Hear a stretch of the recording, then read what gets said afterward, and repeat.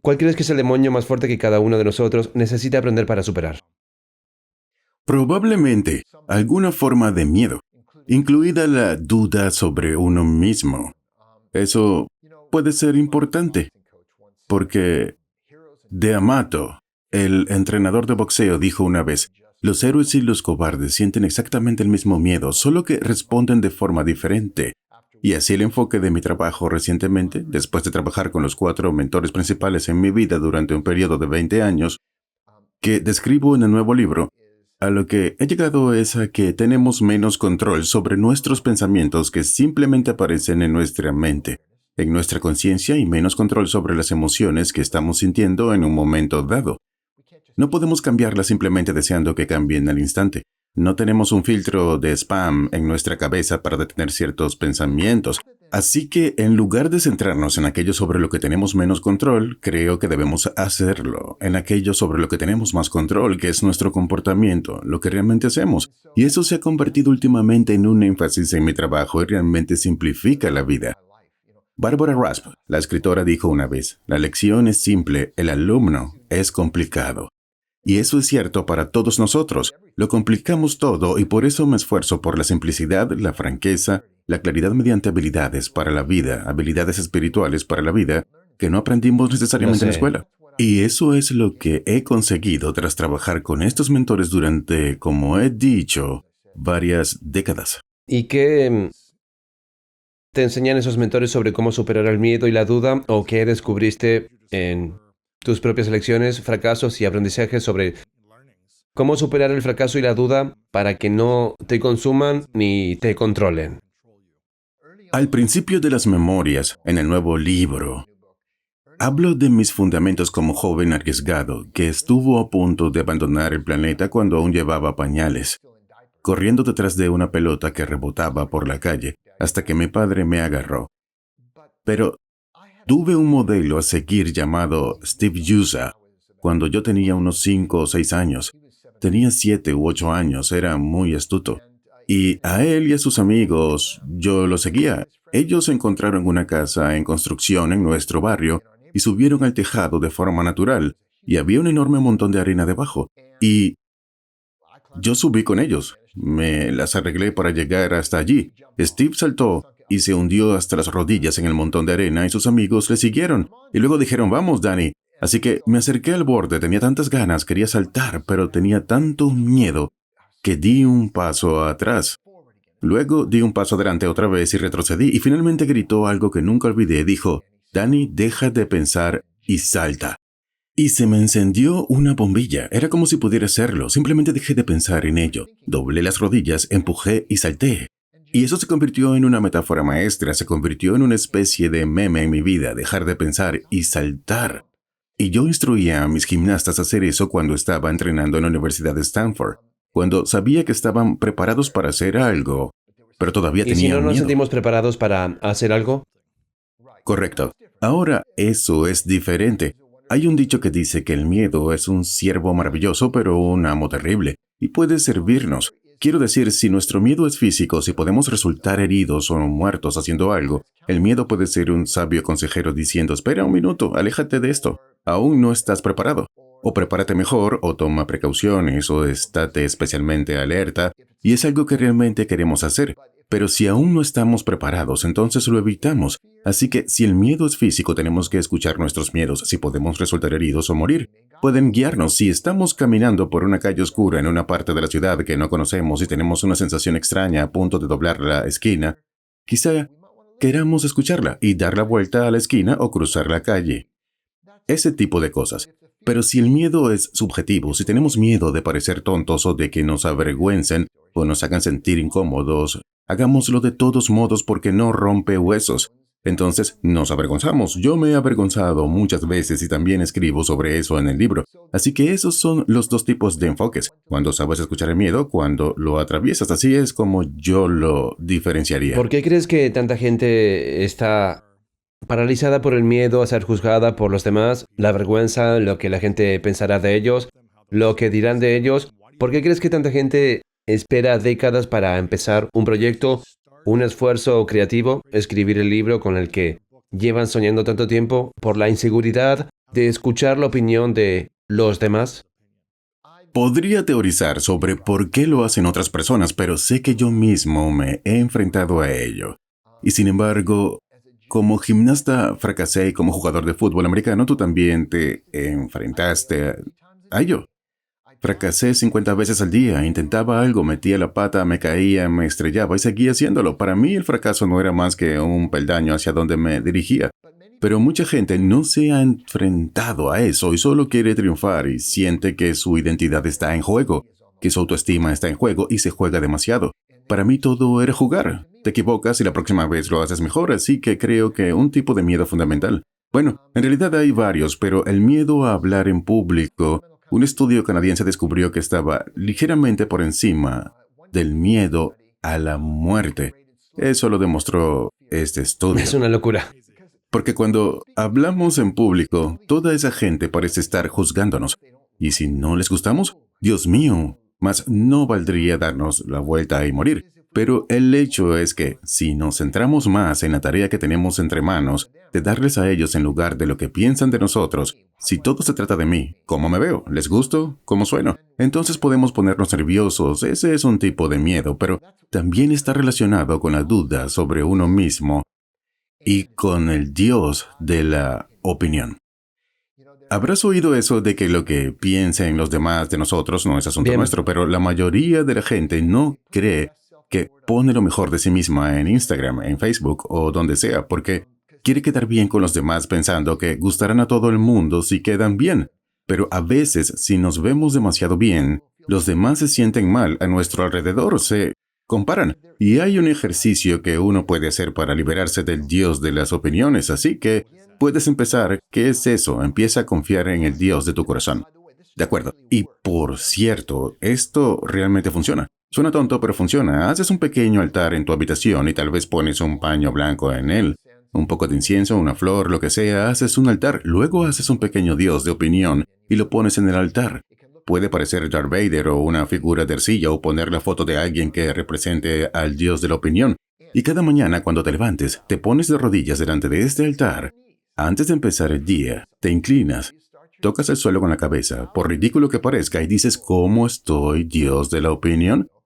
¿Estoy bien? ¿Me veo bien? ¿Sueno bien? ¿Me apruebas? Ahora, si alguien entra cuando estás haciendo eso, es como que estás haciendo, y es como, oh, solo estoy adorando a mi Dios de la opinión. Eso es aún mejor, vaya. pero digamos que no entra nadie, lo haces en privado, no tienes que hacerlo el resto de tu vida, solo una semana o dos. Pero lo que pasa es que durante el día, cuando confrontas a alguien y parece que te está juzgando y estás preocupado por su opinión, puedes decirte a ti mismo, espera un minuto. Se parece mucho al Dios de la opinión, pero no puede ser porque sé dónde está, lo dejé en mi altar esta mañana. Y aquí está la clave. Ya lo he adorado hoy, ya lo he hecho, quiero hacerlo otra vez. Lo que este ejercicio hace es trabajar a un nivel subconsciente porque a ese pequeño niño interior o mente subconsciente le gusta el humor y le gustan las imágenes simbólicas. Y eso tiene ambas. Así que esto realmente puede ayudar a curar la adoración del Dios de la opinión y empezar a prestar atención a nuestro propio conocedor interior. Me encanta este ejemplo y este ejercicio. No creo que sea una locura, siempre estoy explorando y probando cosas nuevas, así, a mi manera, y me parece un ejercicio precioso. Creo que la gente debería intentarlo al 100%, y si hay algo que te ha estado frenando por las opiniones de los demás, compañeros, familia, amigos, redes sociales, lo que sea, practícalo. Pruébalo un día, pruébalo una semana y a ver qué pasa. ¿Sientes alguna vez esa inseguridad en esta etapa de tu vida por las opiniones de los demás cuando sacas un nuevo proyecto o hablas o algo así, o ya lo has dominado? Solo me siento inseguro con mi mujer. Ese es el único momento en el que soy tan centrado en compartir con la gente que la inseguridad o la duda nunca surgen. E incluso si lo hace realmente, aprendí ese ejercicio del Dios de la opinión de uno de los mentores. Lo llamo el sacerdote guerrero. Y descubrí que realmente funciona. Aprendí del mentor que llamo el sabio, de quien conocí más recientemente algunos otros principios. Bien, E incluso si siento duda de mí mismo, he aprendido 3 cosas que son muy eficaces para funcionar bien en la vida. A pesar de los sentimientos o pensamientos positivos o negativos, que es aceptar mis pensamientos positivos o negativos y mis sentimientos como naturales para mí en ese momento. Ahora, cuando digo aceptarlos, quiero decir como en meditación, notarlos, están ahí, no negarlos o ignorarlos o huir de ellos, solo notarlos, están surgiendo. Lo segundo es, ¿cuál es mi propósito? ¿Cuál es mi meta o mi objetivo? Y lo tercero es hacer lo que hay que hacer en línea con mi propósito. Parece muy simple, pero no es tan fácil. Pero haciéndolo aprendemos a funcionar bien en la vida a pesar de los pensamientos y sentimientos contradictorios de todas esas complicaciones. Así que las 3 cosas. Acepta tus pensamientos y sentimientos en el momento. Sí, como es natural en ti. Tal vez no quieras seguir con esos pensamientos y sentimientos, pero acepta que están ocurriendo, que los estás sintiendo, que estás pensando en esas cosas. Primer paso, date cuenta de ellos realmente. El número 2 es volver a pensar en tu propósito. ¿Cuál es mi propósito? Y entonces, el paso 3 es empezar a tomar acciones y pasos En línea. que estén alineados con tu propósito. Correcto. Es respetuoso con el individuo, no alineado con la filosofía de Dan Millman o lo que lees en un libro o en las escrituras. Quiero decir, es básicamente cuál es tu propósito, un propósito constructivo y luego hacer lo que hay que hacer. Todos hemos hecho eso. Hemos sacado la basura o hecho nuestro trabajo o ido a la escuela o lo que sea cuando estábamos cansados o no teníamos ganas. Todos lo hemos hecho, así que sabemos cómo hacerlo. Hay un dicho, un hombre llamado Shoma Morita dijo una vez, cuando corres cuesta arriba, está bien rendirse tantas veces como quieras, siempre que tus pies sigan moviéndose. Absolutamente. ¿Crees que podemos controlar nuestros pensamientos y nuestros sentimientos? En absoluto.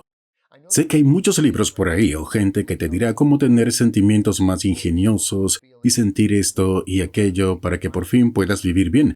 Y cómo aquietar la mente o pensar más positivamente. Yo, en mi propia experiencia, he encontrado que nadie que haya visto tiene un filtro de spam en su cabeza que puede simplemente decir, oh, no quiero pensar ese pensamiento nunca más.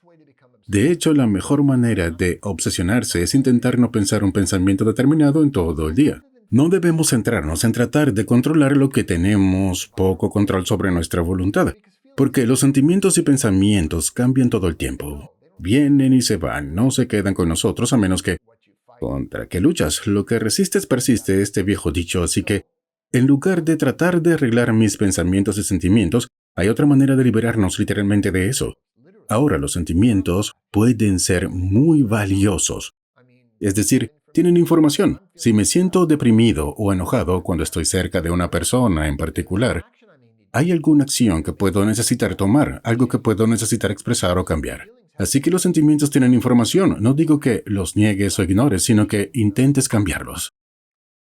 Si ahora mismo afuera hubiera una tormenta terrible y mucha destrucción, ¿sería culpa tuya? ¿Sería culpa mía? Creo que no. ¿Y por qué no? Porque no tenemos control sobre el clima, a menos que seamos tormenta, supongo, en los X-Men o algo así. Ella podría controlar el clima. Si pudiéramos, tendríamos cierto control, pero no podemos controlar el clima. Por lo tanto, no somos responsables de él, así que probablemente podemos estar de acuerdo en esto, que somos responsables de lo que podemos controlar, no responsables de lo que no podemos controlar. Y si aceptamos esta idea, mucha gente no ha pensado en ello. Sé que yo no lo había hecho hasta que el sabio me expuso estas ideas, pero me doy cuenta de que los pensamientos van y vienen.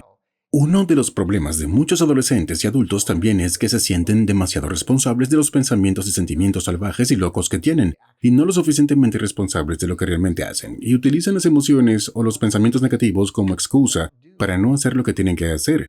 Así que hay una manera, un enfoque para simplificar nuestras vidas y simplemente centrarnos. La única pregunta, la pregunta clave en mi vida en un momento dado es, ¿qué necesito hacer ahora? Y hacerlo lo mejor que pueda. Y hay trucos, hay maneras. Por ejemplo, recomiendo a la gente que sueñe a lo grande, pero que empiece por lo pequeño y luego conecte los puntos. Un poco de algo es mejor que mucho de nada. Correcto. ¿Qué pasa si alguien está diciendo, bueno, siento que no puedo manejar mis pensamientos y mis sentimientos y me están consumiendo tanto que me siento estresado, ansioso o preocupado todo el tiempo. ¿Cómo redirigimos nuestros pensamientos y sentimientos hacia un corazón más pacífico?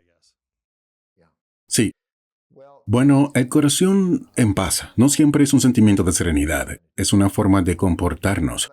Permítame dar un ejemplo. Un joven se me acercó después de que diera una charla en una universidad y me dijo, Dan, creo que mencionaste que a veces has hecho consultas individuales persona a persona, pero debes cobrar mucho dinero por tu tiempo. Soy un estudiante universitario pobre. ¿Qué puedes decirme por $1? Y me dio su dólar. Y le dije, 6 palabras que podían cambiar su vida. Le di toda una vida de práctica en 6 palabras. Todavía estoy practicando. Y esas 6 palabras son aquí y ahora, respira y relájate. Eso es toda una enseñanza. La parte del aquí y ahora, la mayoría de la gente dice, oh sí, eso ya lo sé. Sé que es bueno vivir en el momento presente, pero mucha gente no entiende realmente de qué se trata ni por qué. Y por ejemplo, técnicamente un físico te dirá que no existe el momento presente porque a qué nanosegundo podemos agarrarnos. A una millonésima de segundo. Sí, no puedes. Se ha ido. No está. Se ha ido, se ha ido. Así que lo que decimos los profesores como yo es que te ocupes de lo que tienes delante porque el pasado y el futuro no existen. Literalmente no existen. El pasado siempre será pasado. El futuro siempre será futuro. No existe la felicidad futura. O somos felices ahora o no lo somos. O somos fuertes ahora o no lo somos. No se trata de que en el futuro sea así. Entonces, ¿qué aportamos a eso? ¿Cómo lo sabemos? Bueno, en primer lugar, cuando digo que no existen, lo que llamamos pasado es un conjunto de impulsos neuronales de nuestro cerebro que llamamos memoria. Alguien puede enseñarme una foto de su 10º cumpleaños y decirme, mira, sé que el pasado es real, puedo enseñarte esa foto, pero lo que ocurre en realidad es que estoy viendo una foto en este momento presente y me la están mostrando en este momento presente, una imagen visual, pero sigue siendo un recuerdo. No hay nada malo en el pasado. Es una gran capacidad humana recordar, aprender, reflexionar, rumiar el pasado, pero no confundirlo con la realidad. Y lo mismo con el futuro. Podemos planificar nuestro día, podemos usar nuestra imaginación sobre el futuro, pero el futuro nunca llega. Siempre es nuestra imaginación. Aunque planifiquemos nuestro día, no queremos apegarnos demasiado a los planes porque tienen una forma de cambiar, ¿no? Nos proponemos una cosa y surge otra. Así que el centrarnos en el momento presente, en el aquí y ahora, ese es nuestro momento de poder. Es nuestro momento de realidad, nuestro momento de cordura. Siempre podemos manejar este momento. Cuando estamos preocupados por una reunión tóxica a la que vamos a ir, que no estamos deseando, no está sucediendo en ese momento. Hace unos años estuve en Costa Rica dando un taller y una de las cosas que hicimos fue una tirolina. Ya sabes lo que son las tirolinas. Subes a una gran plataforma y te enlazas a esta línea y saltas 30 pies en el aire y bajas por esta línea. Bueno, da un poco de miedo. Y ella nunca había hecho esto antes. Llevábamos nuestros arneses puestos, nuestros arneses de seguridad, a los que nos enganchan. Y estábamos subiendo por este árbol gigantesco como en la Tierra Media. Era una escalera de caracol que subía por este árbol y mientras subíamos ella dijo, oh, estoy tan nerviosa. Me estoy asustando. Yo dije, no entiendo. ¿Nunca has subido las escaleras antes? Y ella dijo, oh, sí. He subido las escaleras. Le dije, bueno, eso es todo lo que estamos haciendo ahora. Ella dijo, oh, está bien. Así que se relajó un poco. Llegamos arriba a la gran plataforma. La gente estaba bajando y nos engancharon a un cable en el centro del árbol, alrededor del árbol, para que no nos cayéramos de la plataforma. Y entonces ella vio a alguien saltando y dijo, oh, me estoy asustando otra vez. Y yo le dije, no lo entiendo, la única forma de que nos hagamos daño aquí, de pie, es quitarnos las cosas y golpearnos la cabeza contra el árbol. Y ella dijo, bueno, la traje de vuelta al presente otra vez. Y finalmente estaba de pie en el borde, lista para saltar. La habían enganchado a la cuerda y le dije, ahora puedes asustarte, al menos es apropiado en el momento. Así que centrarnos en el momento simplifica nuestra vida. Este es el momento de poder enfocarnos, no en nuestro propósito cósmico o propósito final o meta a 20 años, sino enfocarnos en lo que necesito hacer ahora. ¿Cuál es mi propósito en este momento? Mi propósito está muy claro, el tuyo ¿Ha también. cambiado tu definición de vida con propósito o vida con sentido en los últimos 20 o 30 años o ha sido siempre la misma? No, ha cambiado, ha evolucionado como todo lo demás. Se ha aclarado más que cambiado mi sentido de lo que significa tener un propósito. Reflexionando sobre mi nieta cuando llevaba pañales y gateaba por el suelo, me di cuenta que no lo hacía para hacer ejercicio. Quería algo brillante, hacía lo que se arrastraba. Y creo que desde la infancia estamos programados para buscar objetivos. Somos más felices cuando perseguimos un objetivo. Las personas que se sienten más realizadas no son solo las que han llegado a un destino, sino las que avanzan hacia él. De hecho, yo defino el éxito como avanzar hacia un objetivo significativo. Y en la película Peaceful Warrior, tal vez recuerdes un momento en el que el personaje Dan está subiendo una gran colina con el hombre al que lo llamaba Sócrates, interpretado por Nick Nolte. Y Dan tiene este comentario, dijo: Soc, me acabo de dar cuenta de que es el viaje lo que nos hace felices, no el destino. Y eso es un poco de sabiduría, porque la mayor parte de nuestra vida transcurre en el viaje, pero sin un destino en mente no hay viaje, solo deambulamos. Así que desde nuestro punto A, necesitamos un punto B hacia el que dirigirnos, aunque solo sean los próximos 5 minutos. Y al hacerlo con calidad nos lleva a la zona que experimentamos como atletas en la vida cotidiana y nos ayuda a vivir con propósito. Uno de mis libros se titula Living on Purpose, otro The Four Purposes of Life y otro The Life You Were Born to Live. Así que gran parte de mi trabajo se ha desarrollado en este ámbito de vivir una vida con propósito. Es lo que he ¿Qué crees hecho. que impide a las personas vivir una vida con sentido y propósito? Bueno, probablemente, como sabes, y estoy seguro que sí, cosas como la duda, como la inseguridad, estos bloqueos que ponemos en nuestro propio camino. El que pasa sí, el miedo al fracaso y tal vez incluso el miedo al éxito a veces, porque ¿y si tenemos éxito y no somos felices? ¿Qué hacemos después? Así que a veces nos metemos en nuestro propio camino, nos pisamos a nosotros mismos, nos metemos el pie en la boca y nos autosaboteamos. Así que la vida puede ser muy sencilla si nos centramos en cuál es mi propósito. No en lo que otra persona quiere que haga, sino en cuál es mi propósito y luego avanzar hacia él. Y creo que ese sentido de una vida con propósito nos da un sentido de realización. Porque la gente que hace las cosas puede que no suene tan sexy o espiritual al terminar lo que empiezas, pero la gente que hace las cosas tiene un sentido de realización por defecto que es mayor que aquellos que no hacen ¿Y las por qué crees cosas. que tanta gente se autosabotea y cómo superamos el sabotearnos a nosotros mismos? Bueno, he reflexionado sobre esto. Creo que uno de los elementos fundamentales, de hecho, escribí un libro llamado Everyday Enlightenment, que tiene 12 puertas de entrada al crecimiento personal. Y la primera en ese libro es descubrir nuestro valor, apreciar nuestro valor, no un sentido de derecho. Hablo de apreciar nuestro valor innato como seres humanos. A menudo recuerdo a la gente que cada uno de nosotros tiene una historia. Y esa historia es única, no se parece a ninguna otra en el planeta. Ninguna otra persona del planeta tiene exactamente nuestra historia.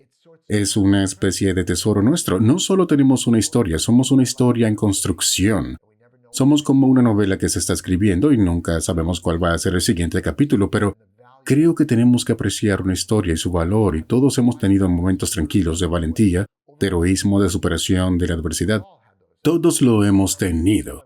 A veces en un seminario digo, por favor, levanten la mano los que hayan experimentado dolor físico, emocional o mental en su vida. Por supuesto, todas las manos se levantan. Sin embargo, creo que estamos de acuerdo en que debido a esa dificultad, a ese reto al que todos nos hemos enfrentado, ahora somos un poco más fuertes, un poco más sabios, y tenemos una mayor perspectiva por haber pasado por eso. A veces salir de un agujero oscuro puede darnos fuerzas para escalar la montaña. Esa es mi experiencia. Y yo también he tenido mis momentos oscuros sobre los que escribí en Why of the Peaceful Warrior y en el nuevo libro En las Memorias. Hemos hablado del miedo al fracaso, del miedo al éxito y del miedo a las opiniones ajenas o al juicio de otras personas. De estos tres, ¿cuál crees que es el mayor miedo a superar para la mayoría de la gente? No quisiera hacer hipótesis porque cada persona es individual. Mencionaba la autoestima. Cuando crecemos, hemos hecho actos amables en nuestras vidas y hemos hecho actos poco amables. Todos hemos sido crueles alguna vez. Alguien se me acercó una vez y me dijo, Dan, pareces un buen tipo. Le dije, a veces, porque a veces somos esto y a veces aquello. Es muy natural. Nadie está delante de nosotros con un cuaderno juzgando cada vez que hemos hecho un acto amable o un acto desagradable, o hemos eludido responsabilidades o hemos mostrado falta de integridad. Todas esas cosas. Pero alguien lleva la cuenta a nosotros. Y lo que sucede es que cada uno de nosotros tiene un sentido limitado de merecimiento. Hay un dicho, no tenemos lo que merecemos en la vida, obtenemos lo que estamos dispuestos a negociar. Y lo que estamos dispuestos a negociar depende de esa sensación de merecimiento. ¿Cuánto merezco de éxito? Y de nuevo, no es un derecho, es simplemente un valor innato como ser humano. Y si yo preguntara a un grupo de personas, y lo he hecho, pónganse en una escala del 1 al 100, califíquense. ¿Cuál es su nivel de merecimiento? Pónganse un número. Rara vez la gente dice honestamente, sinceramente, 100. Normalmente es 98, o 26, o 72, o lo que sea. Y Ramakrishna, el santo indio, dijo una vez, un océano de abundancia puede estar cayendo de los cielos, pero si solo estás sosteniendo un dedal, eso es todo lo que vas a conseguir. Y así son las limitaciones que nos ponemos a nosotros mismos. Cuando algo bueno sucede, decimos, esto no puede durar. O estoy empezando a sentirme incómodo con todo esto bueno. Necesito hacerlo más difícil. No lo hacemos conscientemente, por supuesto. No nos levantamos una mañana diciendo, creo que sabotaría mi relación o hoy no, ya lo hice la semana pasada, creo que hoy me ocuparé de mis finanzas. Está operando en el nivel subconsciente basado en el sentido de merecimiento o autoestima. De ahí viene el autosabotaje. Ahora puedes decir, bueno, sí es subconsciente, ¿cómo podemos cambiarlo? Bueno, en realidad no se trata de un sentimiento de autoestima. Por cierto, no es lo mismo que autoestima. Eso es más como confianza y gustarnos a nosotros mismos, pero este sentido más profundo de merecimiento va a ser clave en nuestras vidas. Y yo recomendaría como práctica poner un pequeño post-it en el espejo del baño. Y cada mañana cuando te levantes, lees esto que dice, ¿qué tan bien puedo soportarlo hoy? Y eso es lo bien que lo conseguirás. Así que eso es lo que sugiero. Se trata de que cuando alguien nos ofrezca un bolígrafo porque no tenemos, en vez de, oh, no podría aceptarlo, es dar las gracias. Es decirle más a la vida. Sí, gracias. Sí, gracias. Y abrirnos a eso, a que nos lo merecemos, no porque hayamos llevado vidas perfectas o siempre hayamos sido amables con todo el mundo, sino porque somos seres humanos, que hacemos lo mejor que podemos con lo que se nos da ese día. Es decir, ¿cómo aprende alguien realmente a desarrollar su propia autoestima y a apreciar lo que vale para poder creer que merece lo que quiere? Y cree que merece negociar más de lo que quiere. Sí, bueno, eso es realmente difícil de creer. Ahora hay gente que te dirá que hay entrenamientos que trabajan con estructuras de creencias y creencias descreadoras, sin recursos y creando creencias más útiles, más complicaciones. No tienes que sentirte siempre digno. No tienes que hacerlo. Por eso, mira todo lo que puedo hacer como maestro de este tipo de sabiduría práctica.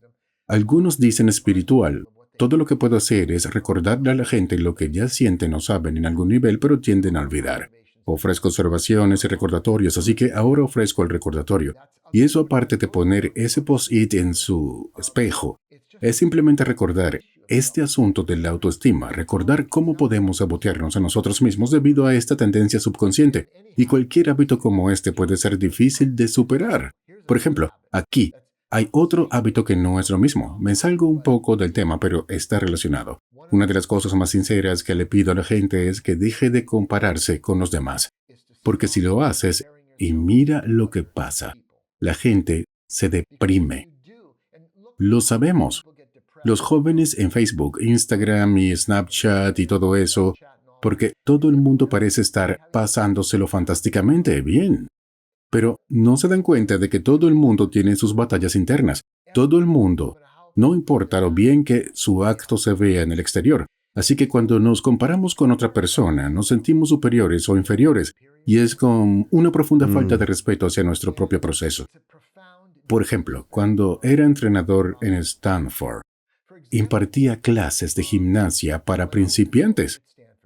Bien, y con el tiempo, enseñé a algunos de esos niños a dar volteretas hacia atrás, y me di cuenta de que algunos de ellos aprendían el salto mortal más rápido que otros, pero a menudo los que tardaban más en aprenderlo, lo aprendían mejor que los que lo aprendían más rápido. interesante. Es otro recordatorio. Necesitamos confiar en nuestra forma de aprender y en nuestra forma de vivir, confiar en nuestro propio proceso y en quienes somos. Por eso, uno de los principios fundamentales de este enfoque de la vida, que yo llamo el camino del guerrero pacífico, es que no hay mejor maestro, ni mejor libro, ni mejor filosofía, ni mejor religión, ni mejor dieta, ni mejor forma de ejercicio, ni mejor arte marcial. Solo existe lo mejor para cada uno de nosotros en un momento dado de nuestra vida. La vida es un experimento, tenemos que descubrir qué nos funciona. Así que vuelvo al tema de la confianza en uno mismo. Y sí, tendremos dudas, tendremos inseguridades en diversas situaciones. Por ejemplo, un atleta puede tener mucha confianza en el campo de juego, pero tal vez no tanta en una fiesta.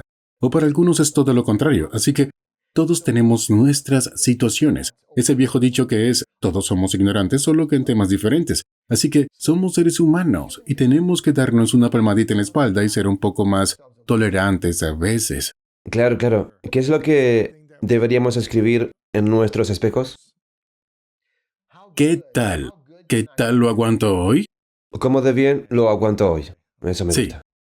¿Qué sí. crees que le pasa a la gente cuando empieza a hacer ese cambio? Ya no se trata de un día horrible, sino de lo bien que me lo puedo pasar hoy. Bueno, en otro de mis libros escribo algo que llamo la analogía de Margaret, y la forma en que funciona es la siguiente. La gente me pregunta, Dan, ¿has tenido una experiencia de iluminación? Yo digo, no, mi vida es más como un interruptor de atenuación que se enciende y luego se apaga ligeramente y luego se enciende un poco más y luego se apaga ligeramente. Así que es más del tipo dos pasos adelante, un paso atrás, pero en esta analogía de Margaret entrené a una clavadista de trampolín llamada Margaret en un Oberlin College. Una clavadista de trampolín llamada Margaret en el Oberlin College, y la forma en que aprendió una nueva inmersión fue que en primer lugar ella subiría y solo trataría de no salpicar en el agua. No tenía ni idea de lo que había hecho mal, de cómo mejorarlo. Me necesitaba a mí, el entrenador que la observaba, y ella diría, ¿qué hice, entrenador? Y yo se lo explicaba y ella decía gracias y lo intentaba unas cuantas veces más. Y luego a medida que mejoraba, mientras metía la pata, se daba cuenta. Oh, lo estoy haciendo otra vez y salpicar. En el Pero aire lo está después, anotando. sí, lo nota en el Sí, sí. aire. Oh, lo estoy haciendo otra vez. Y todos hemos tenido esa experiencia. Aquí voy de nuevo y lo que dijiste. Así que, después de más práctica, es capaz de darse cuenta antes, corregirlo y compensarlo. Pero lleva un tiempo. Así que la gente no debe pensar que escuchan algo, me escuchan hablar ahora o leen un libro y de repente van a simplemente... Su vida está dominada ahora. Porque se necesita tiempo para superar la inercia, los viejos hábitos, formas de hacer las cosas. Así que hay ese periodo intermedio. Y tenemos que entender eso. Aprendí algo cuando tenía 60 años, hace unos 15 años. Cuando cumplí 60 quería hacer algo especial. Así que un amigo me prestó su monociclo a petición mía. Y yo quería aprender a montar en él. Me recomendó que practicara en una pista de tenis, porque es un terreno llano, y así podría agarrarme a la valla metálica mientras intentaba mantenerme encima del monociclo. Ahora no sé si alguna vez ha probado eso, lo hizo cualquiera de tus oyentes, pero es humillante, Bien. créeme. Te levantas sobre ella y sale de debajo de ti, así que practiqué todos los días. Volví, y al final de la primera semana pude pedalear 6 veces hacia adelante antes de que se fuera hacia abajo. Y luego la segunda semana, creo que conseguí 12 pedales. Estaba emocionado, 12 pedales. A la tercera semana, para hacer la historia corta, estaba haciendo 8 en el monociclo alrededor de la pista de tenis. Me tomó 3 semanas todos los días y aprendí 2 cosas de esta experiencia que había aprendido años antes en gimnasia. pero que había olvidado porque es fácil de olvidar. Aprendí, en primer lugar, que todo es difícil hasta que se convierte en fácil.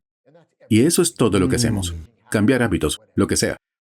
Lo segundo que aprendí fue, quizás aún más interesante, descubrí que había ciertos días, 2 o 3 días durante esas 3 semanas, en los que todo se venía abajo.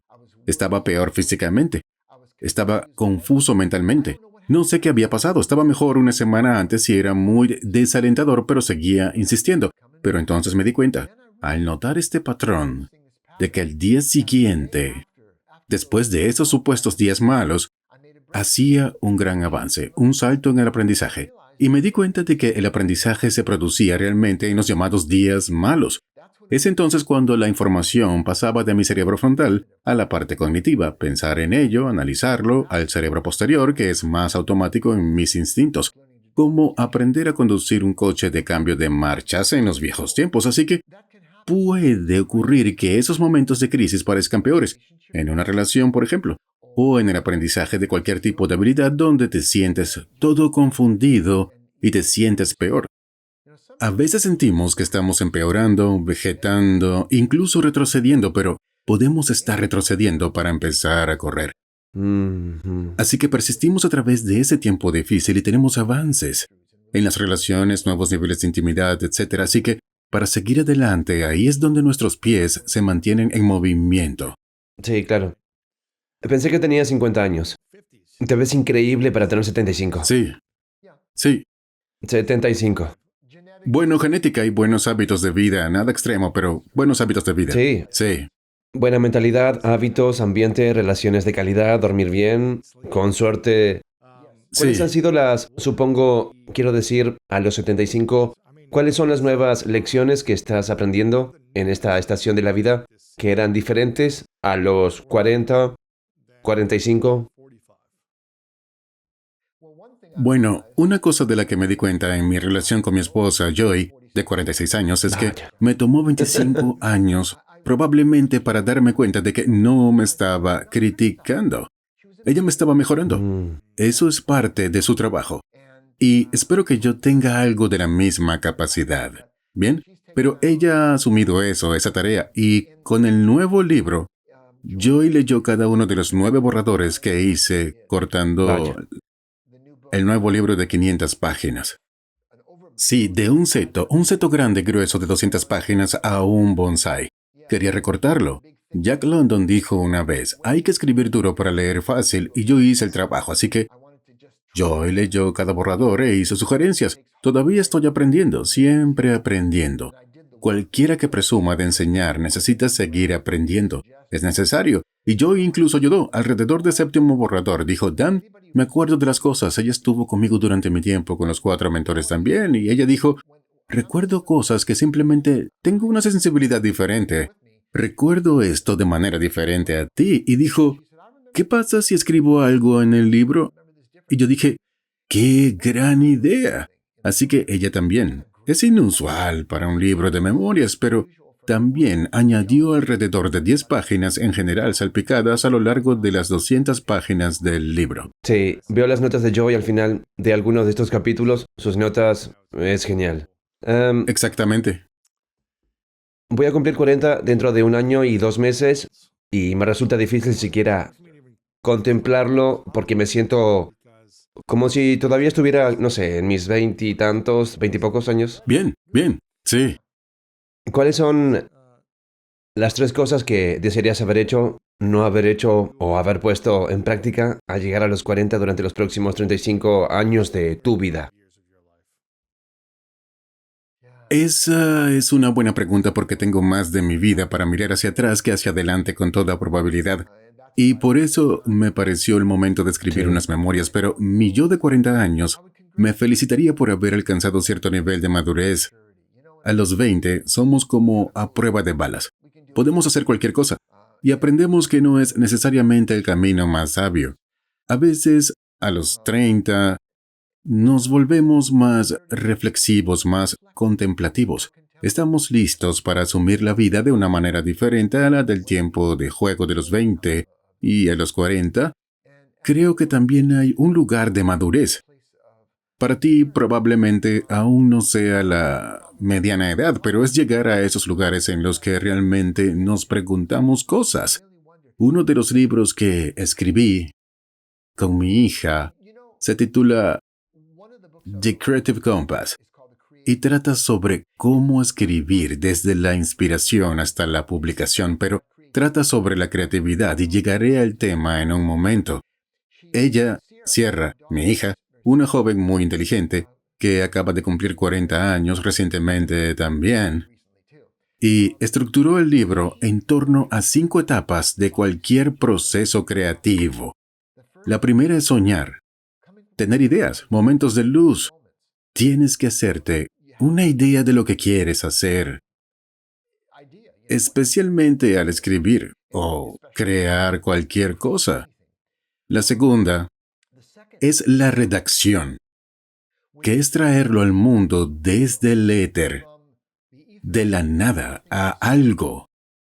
Te sientas, lo grabas o escribes en un teclado y das vida a esas ideas. El problema es que a veces el castillo que tienes en la cabeza se parece más a un cobertizo de jardín Sí. cuando lo has escrito. Y entonces es cuando tienes que renovarlo. Esto te lleva a la tercera fase del proceso creativo, que es el desarrollo. Desarrollo. Que es cuando das un paso atrás y dices, ¿es esta la visión que quería transmitir? Y luego, por último, pasas a la fase de refinamiento, que es la cuarta fase, pulido y demás. Y finalmente compartirlo con el mundo, la quinta etapa. Ahora, la razón por la que mencioné eso parece un non sequitur, pero tú en tus 40 estás en la etapa de desarrollo. Miras atrás en tu vida y ¿es todo lo que quiero hacer? Espero que lo sea porque lo haces muy bien, Luis. Gracias. ¿Es esto lo que quiero hacer? ¿Quiero hacer algunos cambios fundamentales en la vida? Estás avanzando mucho, has adquirido impulso y experiencia. Quiero abordar la forma en que lo hago de una manera un poco diferente. ¿Cómo puedo mejorar? Eso es lo que le diría a mi yo más joven, que confíe en eso, que confíe en el proceso exactamente donde está y recuerda que desde mi punto de vista aún eres joven. Sí. ¿Hay alguna otra lección que desearías haber aprendido cuando llegaste a los 40 y que tal vez te costó aprender a los 40, 50 o 60? De nuevo, te estás haciendo una idea de mi proceso de pensamiento porque va a aparecer otra breve tangente, pero me encontré con una cita de Golda Meir. Yo solía ser una persona más humilde, pero entonces ella me dijo, deja de actuar con tanta humildad, no eres tan grande.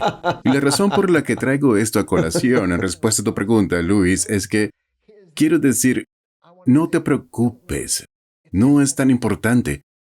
El mundo no depende de eso. Puede parecerlo. A mí me parecía.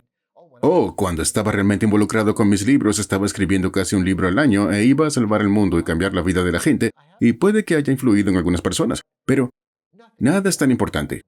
Todo es una forma de juego. Estamos aquí en la Tierra, no sabemos por qué. Es un misterio. Tenemos una cierta cantidad de tiempo. No nos desesperemos. Relajémonos un poco y disfrutemos del espectáculo.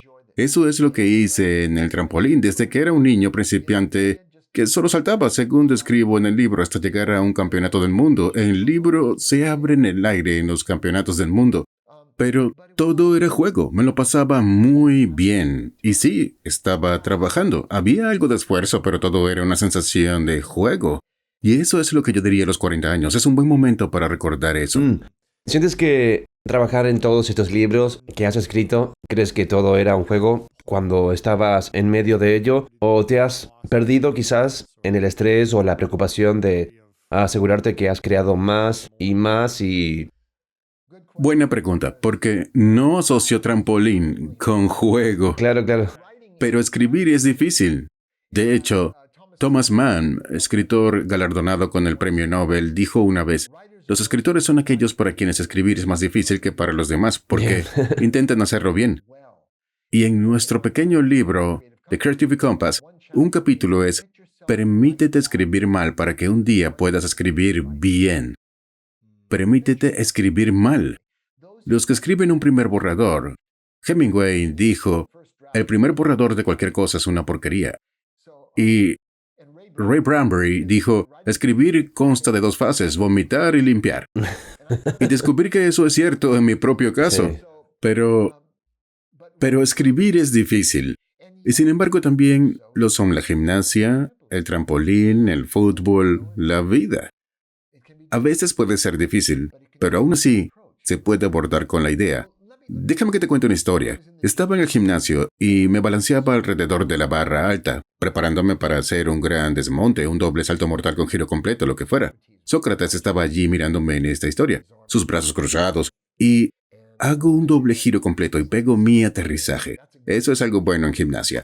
Así que dije sí, y pensé que era un buen momento para parar por esta noche, así que me arranco la sudadera, la tiro en mi bolsa de entrenamiento, y él y yo estábamos caminando por el pasillo después, y él dijo, Dan, ese último movimiento que hiciste fue muy descuidado. Mm. Y yo dije, ¿de qué estás hablando, Sócrates? Fue el mejor desmonte que hice en semanas. Y él dijo, oh no, estoy hablando del desmonte. Hablo de la forma en que te quitaste la sudadera y la pusiste en tu bolsa. Y volvió a recordarme que estaba tratando un momento como especial y otro como ordinario. Como si no importara. Pero no hay momentos ordinarios y todo importa. Eso no significa que tengamos que ponernos demasiado serios al respecto, o desesperados, o ansiosos, o aferrados, o perfeccionistas, pero solo significa... Mira, lo que dijo después de eso fue algo que nunca olvidé. En realidad metí esta línea en la película 2 semanas antes de que empezaran a rodar. Yo no era el guionista, pero al director le gustó la línea y la puso. Y Sócrates dice, Dan, la diferencia entre nosotros es que tú practicabas gimnasia. Yo practico todo. ¿Qué quería decir con eso? Porque suena como un interminable y obsesivo programa de superación personal, pero en realidad no se trata de eso. Mira, la mayoría de las veces hacemos cosas.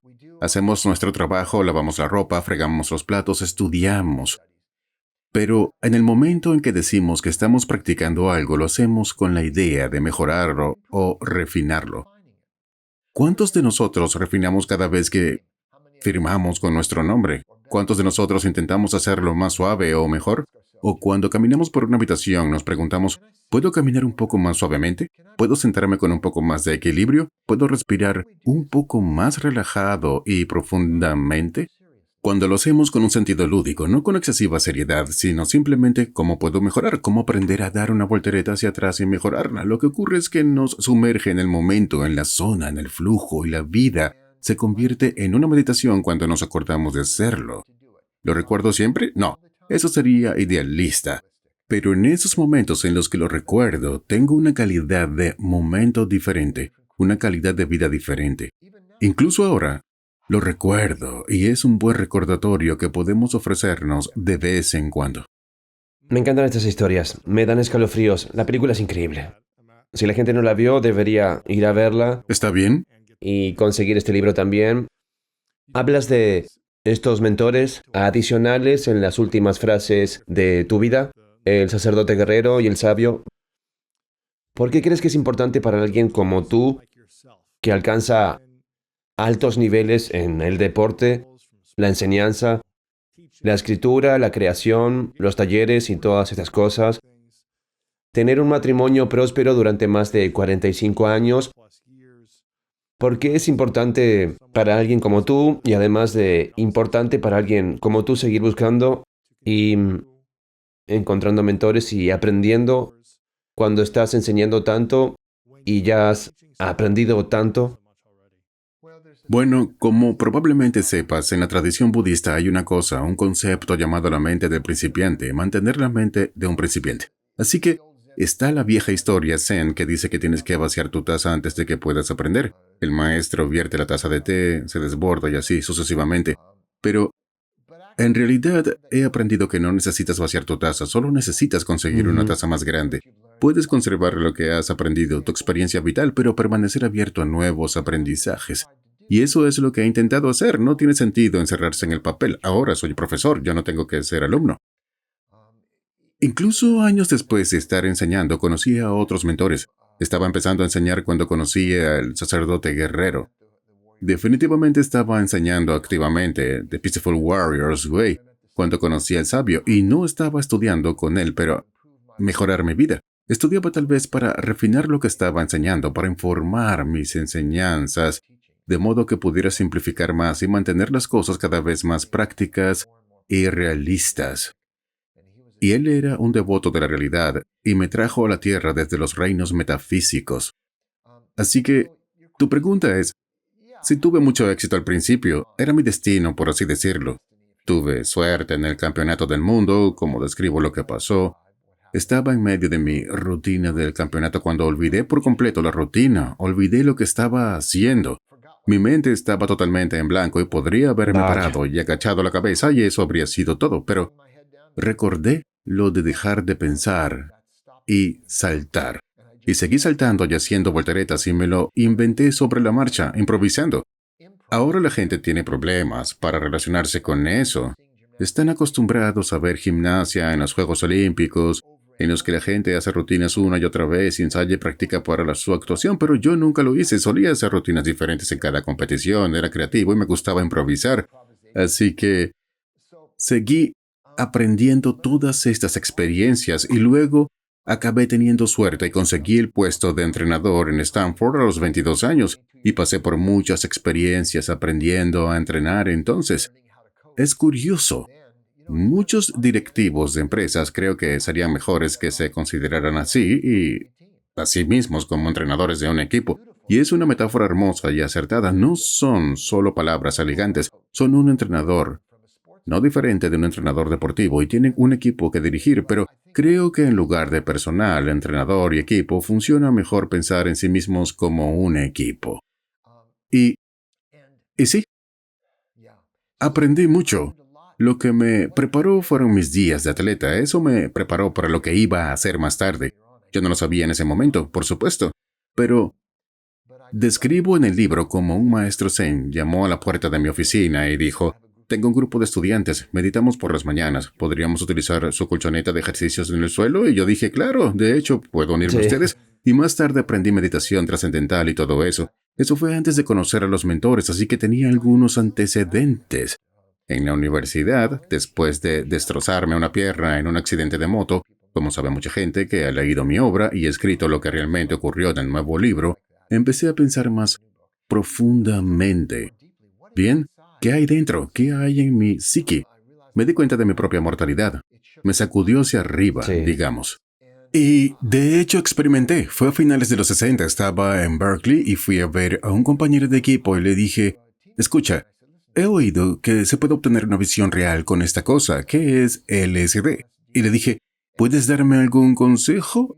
Me dijo, Dan, ¿alguna vez te has emborrachado? Le dije, no, no me gusta el alcohol. Él dijo, ¿alguna vez has estado drogado? Le dije, no, no me gusta tener humo en mis pulmones. Me dijo, será mejor que primero te emborraches o te drogues. Es mejor que camines antes de correr. Así que experimenté un poco con algo de hierba y me entró el gusanillo y experimenté la música por primera vez de una forma diferente. Pero el viaje con LSD para mí fue muy valioso. No creo en las drogas recreativas en absoluto, pero para un propósito sagrado, en el escenario adecuado, fue muy profundo. Todo eso ocurrió antes de que conociera a ninguno de los mentores, pero creo que más que nada fue mi compromiso de compartir con otras personas porque algo me golpeó. Yo estaba muy metido en la superación personal, Luis. De niño tomé cursos de memoria, lectura rápida. Sí. Aprendí a hacer malabares y trucos de magia. Prestidigitación, yoyos, látigos de toro, boomerangs. Aprendí todas estas habilidades porque quería mejorar. Y un día me di cuenta de que, por mucho que mejorara, solo se beneficiaba a una persona. Pero si podía influir de algún modo en otras personas de forma positiva, y mire lo que haces, entonces mi vida tenía más sentido. No todo el mundo tiene esa vocación, no pasa nada, no es necesario, pero para mí esa era la vocación. Y como quería compartir todo lo que había aprendido con otras personas, creo que la vida me abrió las puertas para conocer a estos 4 mentores. El profesor, el gurú, el sacerdote guerrero y luego el sabio. A lo largo de 20 años, una formación intensiva. Incluso la gente que ha leído Way of the Peaceful Warrior piensa, oh, Dan era un deportista que conoció a un viejo en una gasolinera y ahora enseña cosas espirituales, pero no entienden la intensa preparación y entrenamiento que pasé para hacer lo que hago ahora. Si solo pudieras... Vamos a ponerte en un escenario hipotético.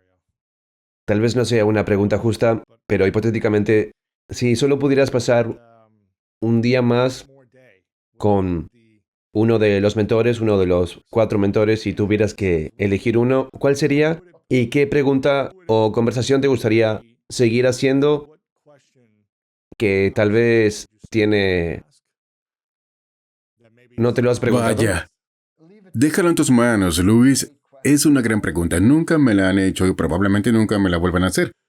Si pudiera estar con uno de esos mentores ahora... Solo con uno, solo podrías estar con uno.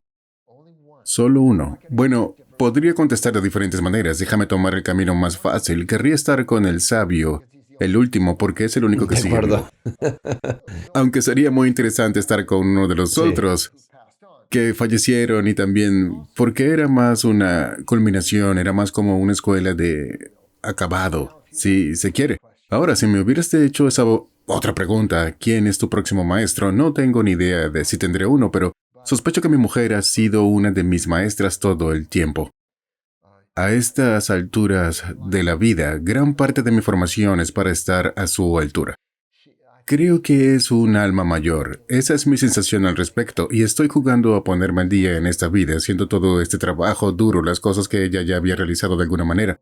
Así que creo que debemos apreciar a nuestro cónyuge si está de nuestro lado. Y para mí, más que nada, ella es mi mejor amiga, y creo que eso es muy importante. No estamos compitiendo en el uno con el otro, aunque me siento inseguro a su alrededor, como he mencionado a veces, así que, sin idealizarla. Quiero decir, ella también tiene sus problemas, como todos los tenemos, pero ha sido una verdadera bendición en mi vida. Bien. Sócrates, el antiguo griego, no mi Sócrates, en realidad dijo esto. Dijo, por supuesto, cásate. Y si eliges bien, serás feliz. Y si no eliges bien, te convertirás en filósofo. ¿Te das cuenta de que se convirtió en un filósofo? Tú también eres filósofo, pero parece que tienes un matrimonio Sí. feliz.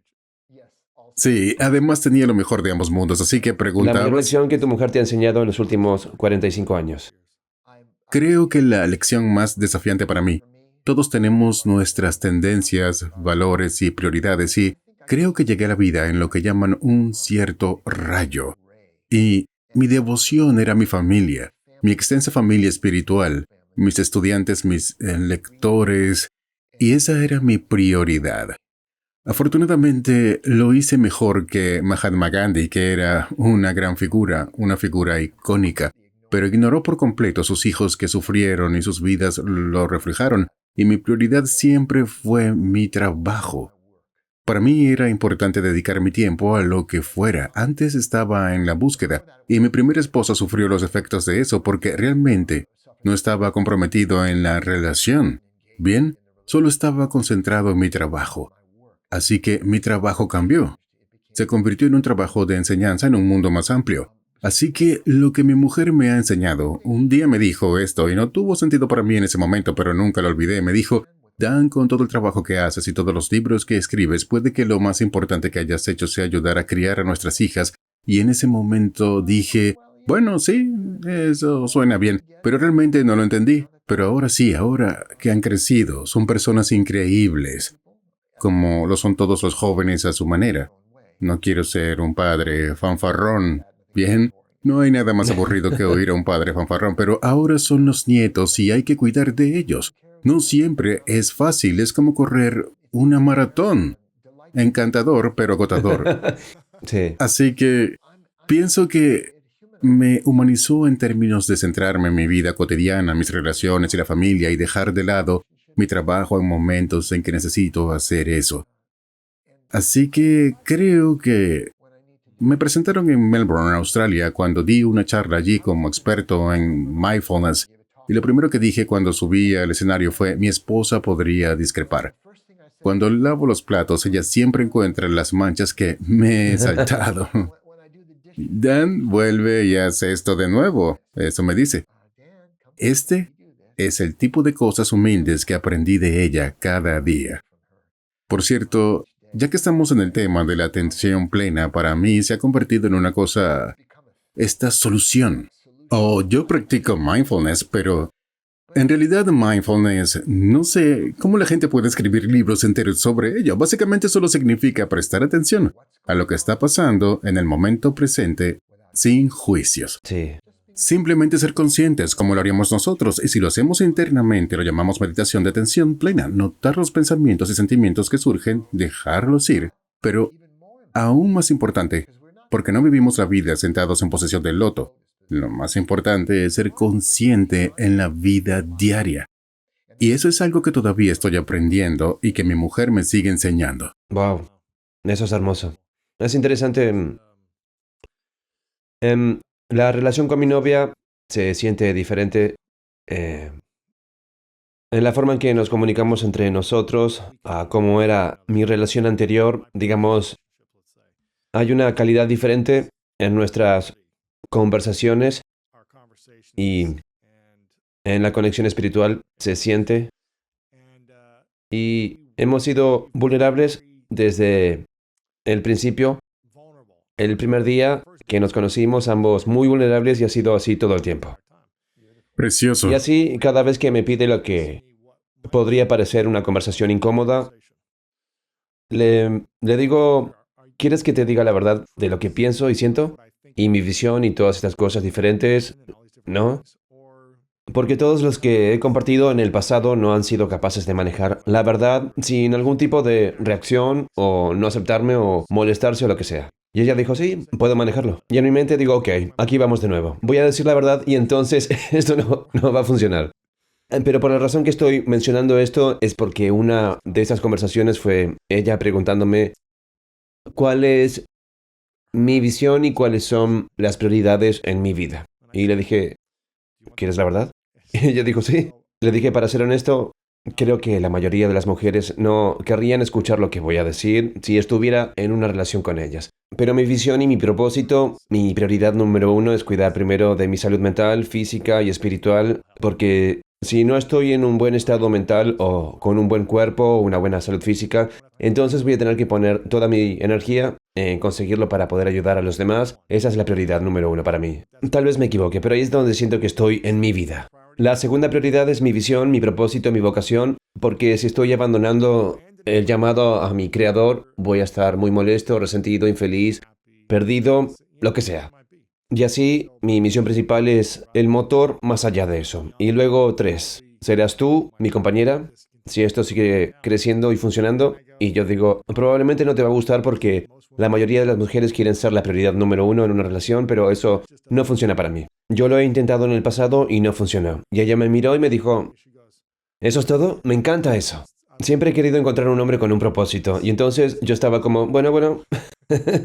Pero te oigo decir que tu trabajo era una gran prioridad para ti. Sí, ¿Desearías haber dejado de hacer eso a los 20, 30, 40, 50 años y haber estado más presente em, en tu matrimonio o con tus hijos? ¿O sientes que lo que hiciste estaba exactamente en línea con lo que querías hacer? sí. Realmente no cambiaría nada en este momento. Mirando hacia atrás, hice lo que tenía que hacer. Tal y como tú has dicho, Luis, cuidar mi cuerpo y mi salud es fundamental en la vida de cualquiera, porque la vida espiritual no empieza en el aire, comienza en el suelo, donde estamos. Y es el viejo cliché, cuida tu máscara de oxígeno antes de Ujú. ponérsela a otro. Eso nos permite hacer todo esto, así que estoy realmente alineado con lo que has hecho. Y no, creo que una cosa que hice, si quieres modelar esta vulnerabilidad, es que desearía haber sido más comunicativo con mi esposa y mis hijas, ¿Sobre qué? porque, bueno, mis propias vulnerabilidades, cuando metía la pata, pedir disculpas, incluso cuando no estaba seguro de haberme equivocado realmente, pero solo para reconocerlo. Y cuando mis hijas eran pequeñas, siendo adolescentes, a veces corrían a su habitación daban un portazo, estaban enfadadas. Su madre aporreaba la puerta y decía, vamos, déjame entrar, déjame. Yo daba un paso atrás, en ese momento retrocedí, era demasiado difícil para mí en ese momento, así que tal vez habría seguido comprometido y me habría implicado más en su escolarización, sabiendo los nombres de sus amigos, ese tipo de cosas. Son cosas pequeñas, pero grandes para ellos en aquel Claro, momento. claro.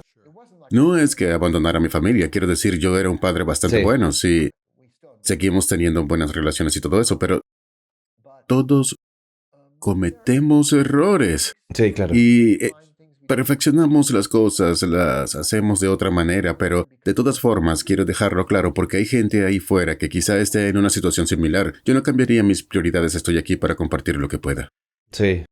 Pero voy a ver esto, Luis, cuando llegues a mi edad, tu matrimonio, si esa es tu pareja, va a tomar más y más prioridad porque has hecho el trabajo, has completado, has logrado mucho y te das cuenta de que van a estar juntos esta vez y que están ustedes dos.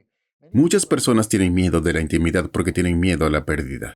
Y mi mujer y yo hablamos de eso porque un día ella dice, yo me voy a morir antes. Le dije, no, yo voy a morir primero, no quiero tener que lidiar con eso contigo muriendo primero.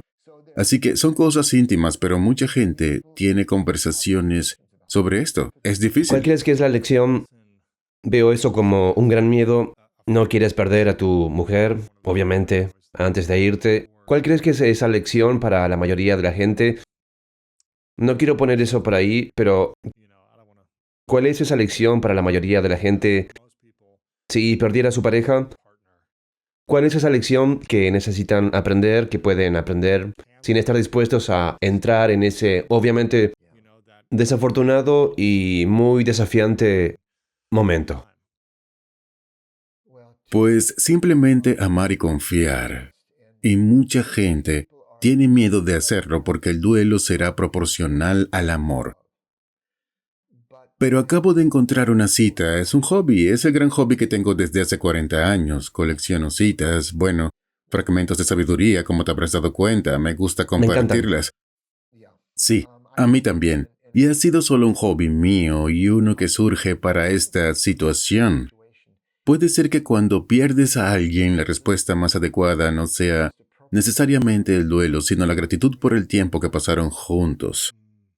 Por otro lado, cada uno hace el duelo a su manera y eso no hay una única manera de hacerlo. Y es parte natural de la vida cuando la gente ha estado junta mucho tiempo. Solo tenemos que afrontarlo con el guerrero. Solo tenemos que afrontarlo con espíritu guerrero.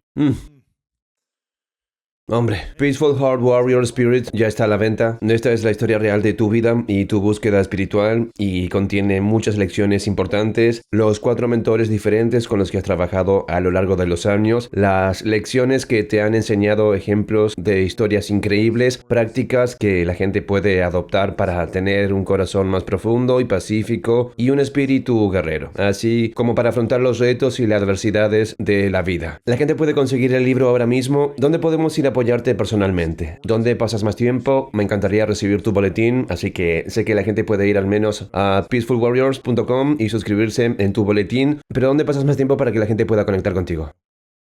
Bueno, creo que en mi sitio web peacefulwarrior.com hay una calculadora gratuita de propósito de vida. La gente puede disfrutar simplemente poniendo su fecha de nacimiento e incluso un número de relación que se puede hacer.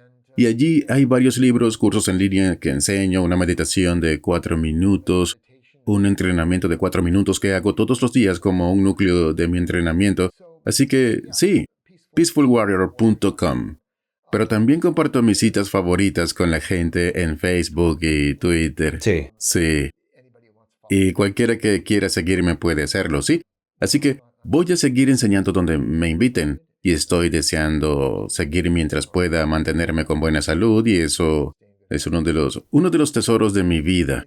Es conocer gente como tú, Luis, y ser Te lo agradezco. invitado para compartir contigo y mantener Sí, te lo conversaciones. agradezco. Y cada Sí, vez ha que sido vienes genial. tenemos una gran respuesta. A la gente le encanta el mensaje y siempre tienes Me nuevas alegro citas que mucho. compartir. Me encanta. Así que tengo curiosidad. Quiero hacerte un par de preguntas finales. Sí, Ya claro. te lo he preguntado antes, pero tengo curiosidad por saber si la respuesta es la misma o tal vez es diferente. Esto se llama la pregunta de las 3 verdades.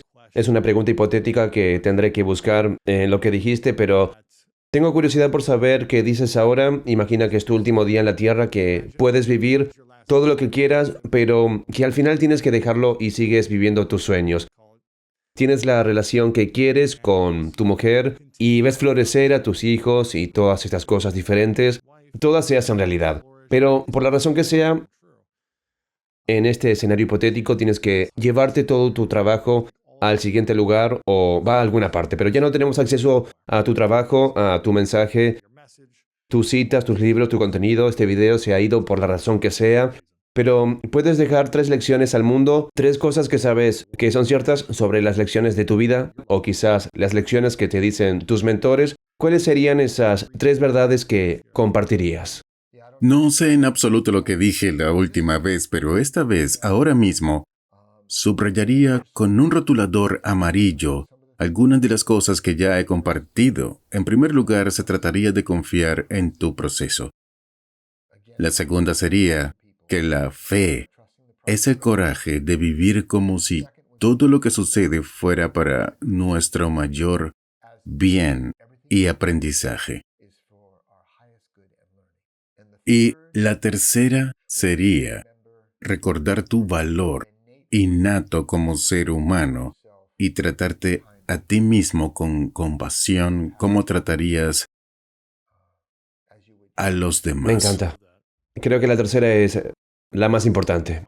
Y si la gente puede recordar su valor innato, es de esperar que pueden superar las inseguridades y las dudas que frenan a mucha gente por miedo al fracaso, el miedo al éxito, el miedo a ser juzgados y simplemente estar dispuestos a seguir la llamada. Escucha la llamada y persigue lo que sea. Esa es la llamada para ti. Confiando en el proceso de los fracasos, las lecciones, el aprendizaje y ten el coraje de saber que todo viene a tu favor.